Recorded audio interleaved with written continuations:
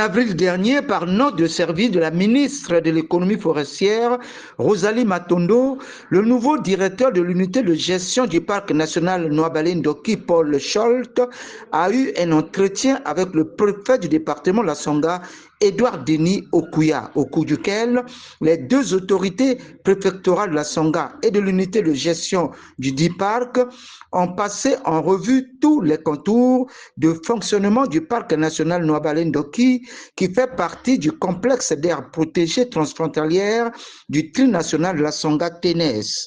Paul Scholt, heureux, a dégagé le contenu de sa rencontre avec le préfet du département de la Songa. D'abord, c'est de me présenter auprès de monsieur le préfet, mais bien sûr, il y a aussi un sujet qui est très important. Le mois prochain, il y aura une rencontre préfectorale au niveau du Trisanga, donc les trois pays qui forment le Trisanga, donc à la fois le Cameroun avec l'Obeke, à la fois la République centrafricaine avec Tsanga et bien sûr le Congo avec le parc national de Noabalé-Ndoki et sa périphérie. Et donc il est question avec monsieur le préfet de discuter le contenu, qu'est-ce qu'il est important pour la partie pour le segment congolais par rapport à cette rencontre qui n'a pas se tenue depuis presque 5 ans.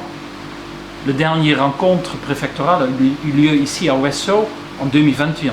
Donc il a lieu maintenant rapidement d'avoir cette nouvelle rencontre qui sera tenue du 15 au 18 ou du 19 à Bayanga en République centrafricaine. D'abord, il faut dire que c'est la richesse du Congo. C'est une grande superficie, une forêt intacte, avec une richesse biologique qui est énorme, qui a une importance aussi pour les communautés riveraines, mais dont on attend tout le monde aussi, encore une importance plus grande pour le pays en termes de tourisme, en termes d'autres services. On discute maintenant de différents types de financements liés à ce parc qui pourrait bénéficier, bien sûr, la région. Bien sûr, par rapport à la conservation, c'est quelque chose. On ne le fait pas pour nous-mêmes, on le fait pour nos enfants et nos petits-enfants. Donc, l'investissement, c'est pas toujours pour nous, et donc le bénéfice, c'est pas toujours une vision de long terme par rapport à cette richesse et par rapport aux investissements. Bien sûr, c'est pas seulement le Congo, c'est aussi la communauté internationale qui a sa part à faire.